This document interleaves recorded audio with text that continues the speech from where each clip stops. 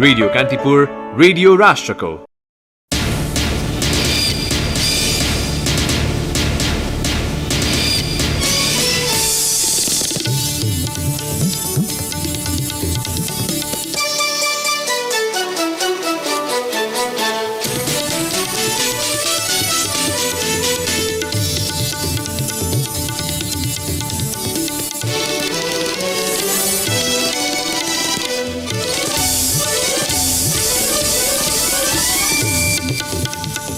पार्टीभित्र अन्तर्घात गर्नेमाथि कारबाही गरिने कांग्रेस सभापति शेरबहादुर देउवाको भनाई। पार्टीमै बसेर अन्तर्घात गर्दै निर्वाचनमा हराउने प्रवृत्ति खतरनाक रहेको टिप्पणी। चितवनको भण्डारा मलेखु चेपाङ पहाडी मार्गमा अटो दुर्घटना हुँदा 5 जनाको मृत्यु। नेपालमा उत्पादित सुपारीको निर्यात 3 वर्षदेखि ठप्प। आम्दानी राम्रो हुने आशामा धान खेत मासेर सुपारी खेतीमा होमिएका झापाका किसान मारमा। आन्तरिक मामिलामा हस्तक्षेप नगर्न अमेरिकालाई चीनको आग्रह। र 13औं दक्षिण एसियाली खेलकुद प्रतियोगिता साग जारी रहँदा नेपाललाई आज थप 2 स्वर्ण। पुरुष फुटबल खेलमा मालदिप्सलाई हराउँदै नेपाल फाइनल नजिक। नमस्कार, कान्तिपुर डायरीका साथमा सहकर्मी बासु र म पार्वता। समाचार अब विस्तारमा। नेपाली कांग्रेसका सभापति शेरबहादुर देउवाले पार्टीभित्र अन्तर्घात गर्नेमाथि कारबाही गरिने बताउनु भएको छ। पार्टीभित्र अन्तर्घात गर्नेमाथि कारबाही गरिनुपर्ने आवाज चौतर्फी रूपमा आउन थालेकाले कारबाही गरिने देउवाले बताउनु भयो। रूपन्देहीको सिद्धार्थ नगरमा आज आयोजित एक कार्यक्रममा उहाँले पार्टीभित्रै बसिरहने र अन्तर्घात गरेर पार्टीलाई नै निर्वाचनमा हराउने प्रवृत्ति खतरनाक रहेको टिप्पणी गर्नुभयो। अन्तर्घातलाई पार्टीभित्रको डरलाग्दो रोगको संज्ञा दिँदै देउवाले अन्तर्घात गर्नेलाई कारबाही नगरेसम्म पार्टी अघि नबढ्ने बताउनुभयो।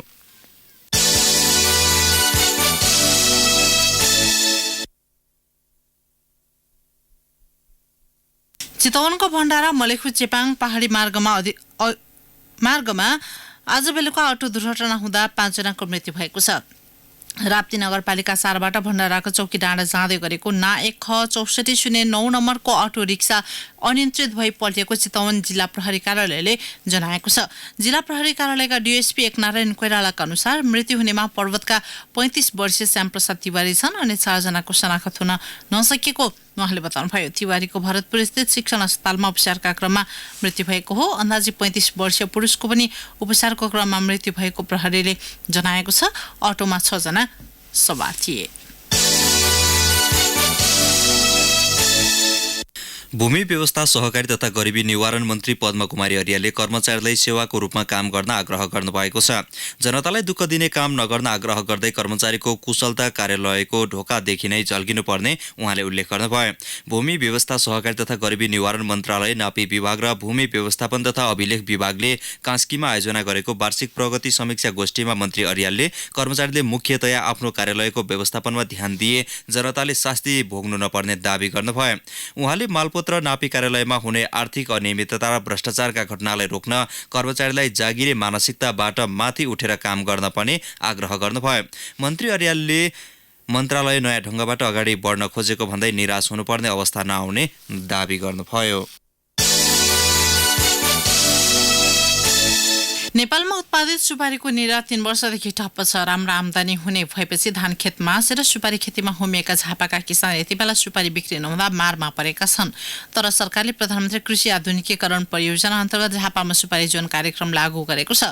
सो कार्यक्रम अन्तर्गत सुपारी उत्पादन वृद्धि गर्न किसानलाई विभिन्न प्रोत्साहन गर्ने कार्यक्रम अघि सारेको छ। तर किसान अहिले उत्पादन भइरहेको सुपारीको बजारीकरण गरिदिन सरकारसँग माग गरिरहेका छन्। झापाबाट सहकर्मी अर्जुन राजवंशीको रिपोर्ट। 3 वर्ष अघि 75 रुपैयाँ प्रति केजीमा काँचो सुपारी बिक्री गरेर उत्साहित बनेका झापा जिल्लाका किसान त्यसपछि भने सुपारी बिक्री गर्न लगातार सङ्घर्ष गरिरहेका छन्। सुपारीको फूल लागेकै बेला बगान खरिद गर्न गाउँ पुग्ने व्यापारी 2 वर्ष यता देखा पर्न छोडेका छन्। व्यापारीले सुपारी खरिद गर्न छोडेपछि जिल्लाका सुपारी किसान सुपारी बिक्री गरिदिन सरकार समक्ष अनुनय विनय गरिरहेका छन्। बुधबारेका किसान खिबनाथ गौतम सबै यो बेलामा व्यापारीहरू गाउँ किसानहरुकोमा गएर चाहिँ बार्गेनिङ गरेर सुपारी किन्ने खरिद बिक्री हुन्थ्यो। तर यो बाली भनेको खरिद बिक्रीको लागि भनेको एउटा पनि व्यापारी गाउँमा नपसेको अवस्था छ। झापामा 2685 हेक्टर जमिनमा सुपारी खेती गर्ने गरिएको छ, जसबाट वार्षिक 9772 मेट्रिक टन सुपारी उत्पादन हुने गरेको छ। धानभन्दा दोब्बर आमदानी हुने तथा एकपटक बिरुवा रोपेपछि वर्षौंसम्म उत्पादन लिन सकिने नगदे बाली भएकाले जिल्लाका किसान सुपारी खेतीतर्फ आकर्षित भएका हुन्। नेपाली सुपारीको प्रमुख बजार भारत हो। भारत निकासी हुँदा व्यापारी किसानका बगानसम्मै पुगेर सुपारी खरिद गर्ने गर्थे, तर सरकारी संयन्त्रको कमजोर उपस्थिति तथा बिचौलियाको चलखेलका कारण सुपारीको खेती धराशायी बनेको व्यवसायी नारायण रिजालले बताउनुभयो। भुटानले तपाईको सानो देश बंगलादेशसँग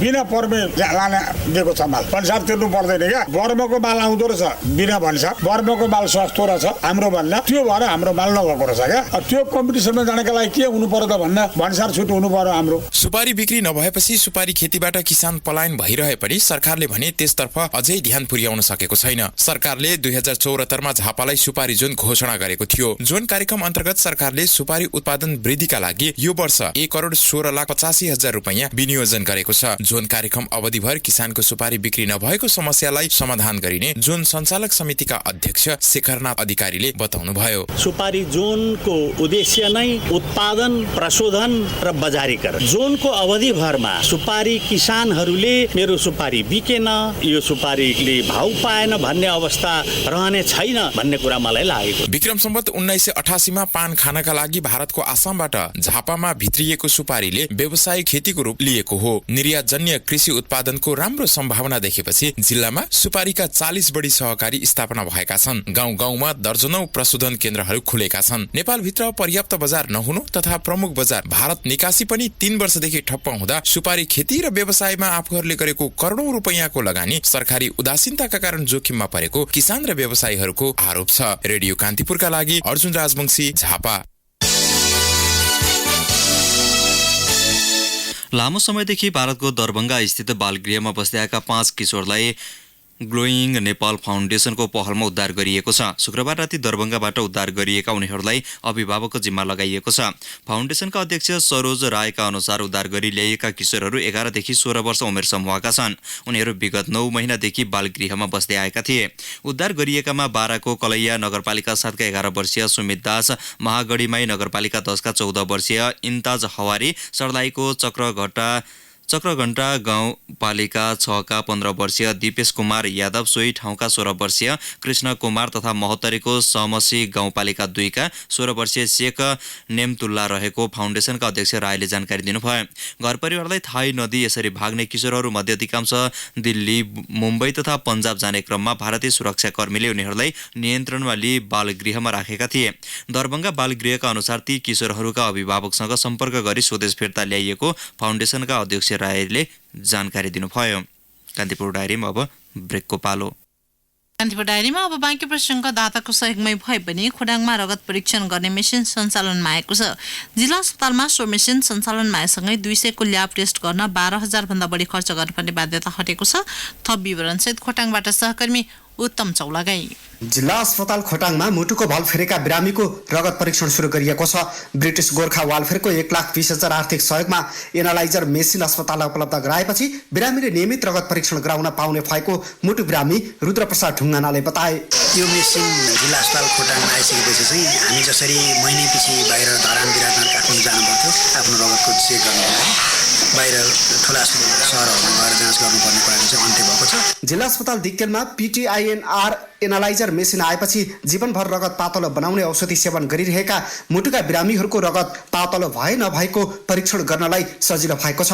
विशेष गरी मुटुको भल फेर्नका निम्ति रगत पातलो बनाउने औषधि सेवन गरिरहेकालाई यसले ठूलो सहयोग पुर्याएको अस्पतालका ल्याब टेक्निसियन विमल देवले जानकारी दिए। बाक्लो ब्लड छ भने अलिक समस्या हुन्छ हैन, त्यो बाक्लो ब्लडलाई पातलो बनाउनलाई यो टेस्ट गर्ने हो।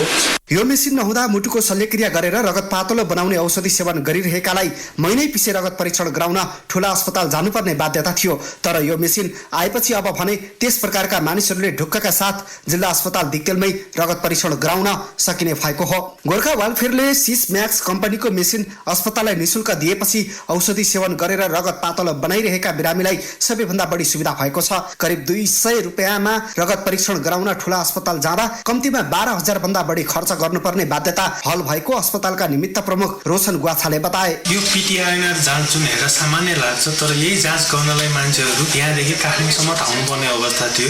आर्थिकको साथसाथै समयको पनि खर्च भइरहेको थियो। यो जुन पिटिआइएनआर जाँच भन्नाले रगतको चाहिँ बाक्लो र पातलोपना चाहिँ हामी हेर्ने गरिन्छ, जसमा चाहिँ यो रगत पातलो बनाउने औषधि खाइरहेको बिरामीहरूलाई चाहिँ नियमित रूपमा चाहिँ हरेक महिना चाहिँ जाँच गर्नै पर्छ। यो जाँच यहाँ नहुँदाखेरि चाहिँ काठमाडौँसम्म धाउनुपर्ने अवस्था थियो। मुटुको शल्यक्रिया गरेर जीवनभर रगत पातलो बनाउने औषधि खाइरहेका तथा सुत्केरी र अन्य किसिमका बिरामीको रगत परीक्षण समेत पिटिआइएनआर एनालाइजर मेसिन मार्फत गर्न सकिने अस्पतालको भनाइ छ।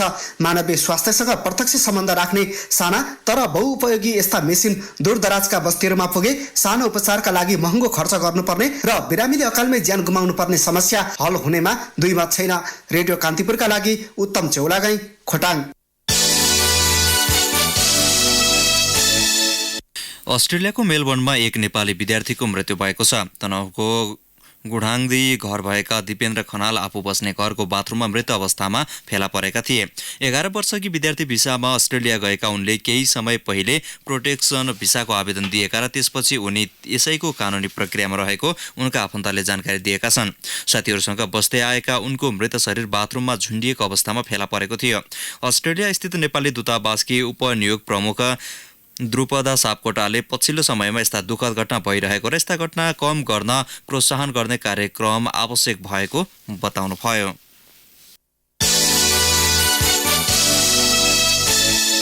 स्रोत नखुलेको 5 लाख बढी भारतीय नोटसहित 4 जनालाई सिराहा प्रहरीले पक्राउ गरेको छ। पक्राउ पर्नेमा 32 वर्षीय उमेश कुमार महरा, 29 वर्षीय जीवस कुमार शाह, 40 वर्षीय श्रीदेव महतो र 39 वर्षीय श्रवण कुमार चौधरी छन्। उनीहरूको साथबाट 5,29,000 भारतीय र 49,000 नेपाली रुपियाँ बरामद भएको सिराहा प्रहरीले जनाएको छ। लाहानबाट ठाडी जाँदै गरेको भारतीय नम्बर प्लेटको गाडी जाँच गर्ने क्रममा उमेश कुमारको साथबाट भारतीय 4 लाख, जीवस कुमारको साथबाट 1,29,000 भारतीय तथा श्रीदेव महतोको साथबाट नेपाली 49,000 रुपियाँ फेला परेको एसपी उमा चतुर्वेदीले बताउनुभयो। उहाँका अनुसार श्रवण कुमार गाडी चालक हुन्।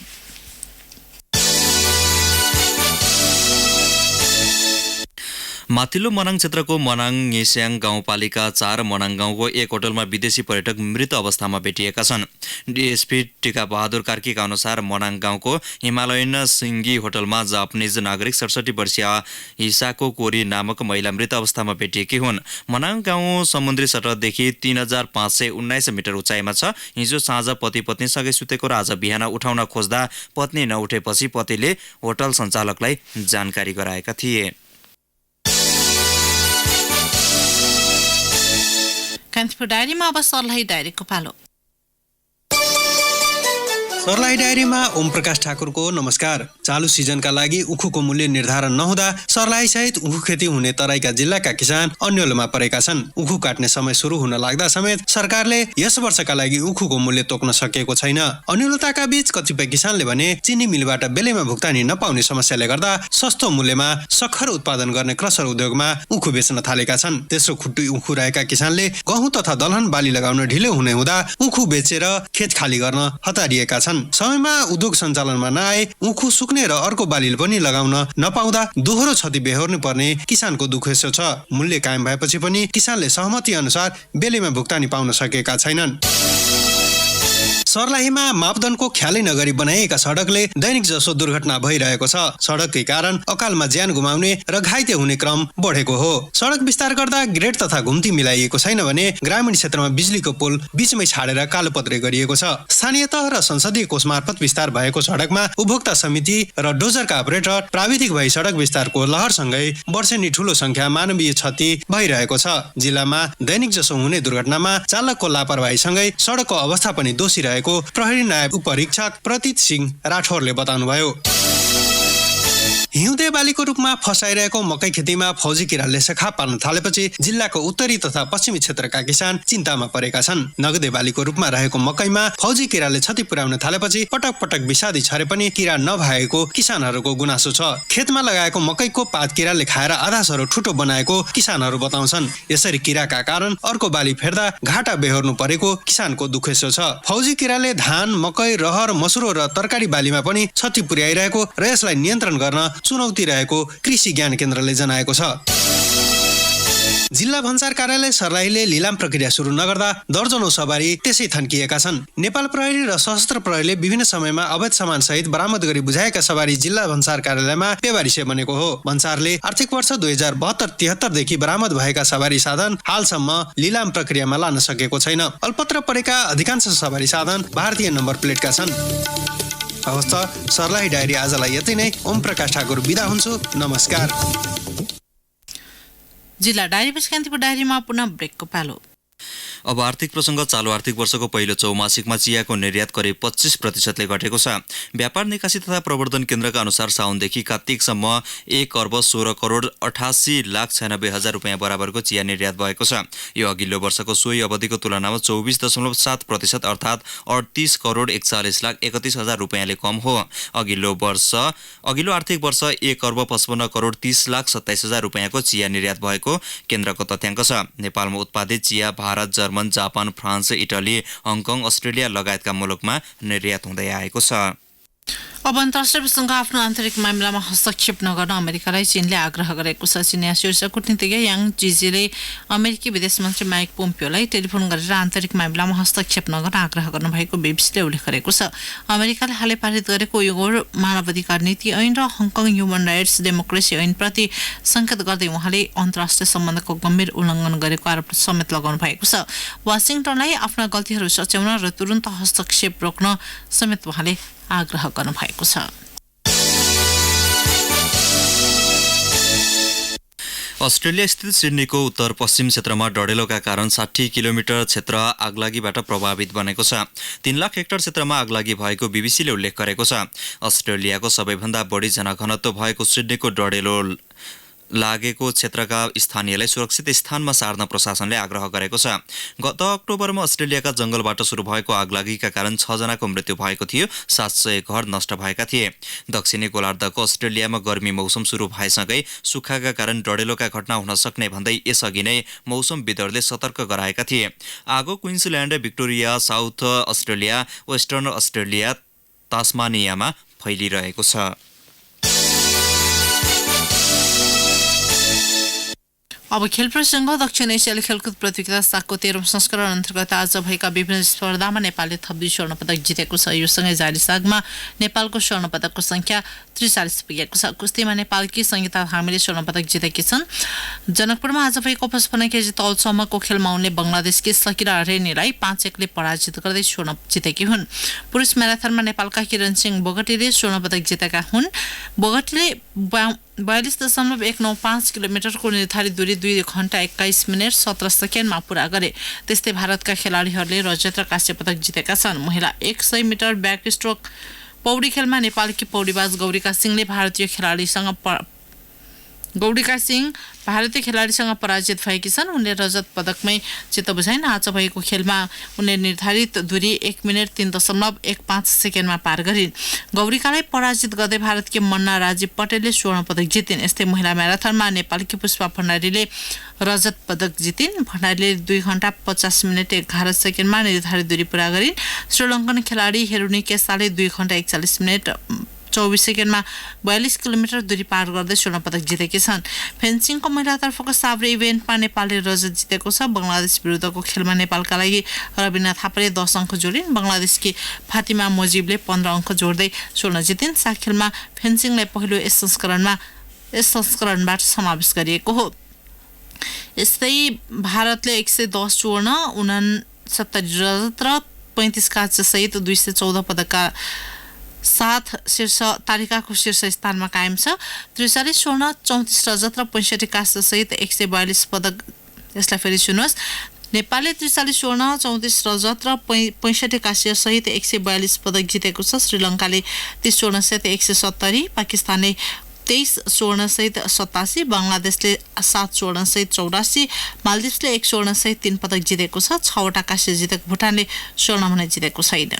13औं साग अन्तर्गत नेपाली महिला क्रिकेट टोलीले काँस्य पदक जितेको छ। आज पोखरामा भएको खेलमा नेपालले कमजोर टोली मालदिप्सलाई 10 विकेटले पराजित गरेर काँस्य पदक जितेको हो। मालदिप्सले दिएको 9 रनको लक्ष्य नेपालले 7 बलमै पूरा गर्यो। पहिले ब्याटिङ गरेको मालदिप्स 11 ओभर 3 बलमा 8 रन बनाएर अल आउट भएको थियो। मालदिप्सका 9 खेलाडी 0 रनमा आउट भएका थिए भने एक खेलाडीले मात्र 1 रन बनाएकी थिइन्।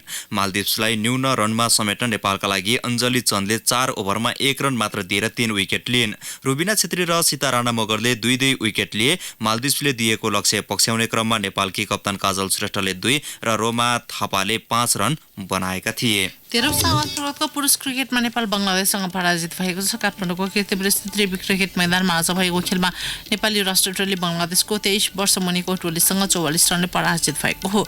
बङ्गलादेशले दिएको 156 रनको लक्ष्य पछ्याएको नेपाल निर्धारित 20 ओभरमा 9 विकेट गुमाउँदै 111 रनमा समेट्यो। नेपालका लागि कप्तान ज्ञानेन्द्र मल्लले सर्वाधिक 43 रन बनाए। उपकप्तान दिपेन्द्र सिंह ऐरीले 16 र अविनाश बोहराले 13 रन बनाउनु भएको अन्य खेलाडीले दोहोरो अङ्क छुन सकेनन्। नेपालका ब्याट्सम्यानलाई सस्तैमा आउट गर्ने क्रममा बङ्गलादेशका सौम्य सरकार, सुमन खान, तनवीर इस्लाम र मेहदी हसनले समा 2-2 विकेट लिए। टस हारेर पहिले ब्याटिङ गरेको बङ्गलादेशले निर्धारित 20 ओभरमा 6 विकेट गुमाउँदै 155 रन बनाएको थियो। 13औं साग अन्तर्गत पुरुष फुटबलमा नेपालले फाइनल प्रवेशको सम्भावना बलियो बनाएको छ। काठमाडौँको त्रिपुरेश्वर स्थित दशरथ रङ्गशालामा आज भएको खेलमा नेपालले मालदिप्सलाई 2-1 गोलले पराजित गरेको छ। मालदिप्सका इब्राहिम महुदी हुसैनले कर्नर किकमा 17औं मिनेटमा गोल गर्दै टिमलाई अग्रता दिलाएका थिए। त्यसपछि खेलको 44औं मिनेटमा नेपालका लागि पहिलो गोल अभिषेक रिजालले गर्दै 1-1 को बराबरी बनाएका थिए। खेलको 50औं मिनेटमा नेपालका लागि अनन्त तामाङले गोल गर्दै नेपाललाई अग्रता दिलाए। नेपालले मालदिप्सलाई 2-1 गोलले पराजित गर्दै फाइनल प्रवेशको सम्भावना बलियो बनाएको छ। यस्तै आजै भएको दोस्रो खेलमा भुटानले श्रीलङ्कालाई 3-0 गोल अन्तरले पराजित गरेको छ। हवस् त यिनै प्रसङ्गसहित कान्तिपुर डायरीका आजका सम्पूर्ण बुलेटिन यही सकिन्छन्। भोलि बिहान 6:30 बजे हाम्रो नियमित बुलेटिन हुने नै छ। अहिलेलाई सहकर्मी बासु र म पार्वता आज्ञामा छौँ। नमस्कार। सूचना र मनोरञ्जनको सम्वाहक रेडियो राष्ट्रको रेडियो कान्तिपुर।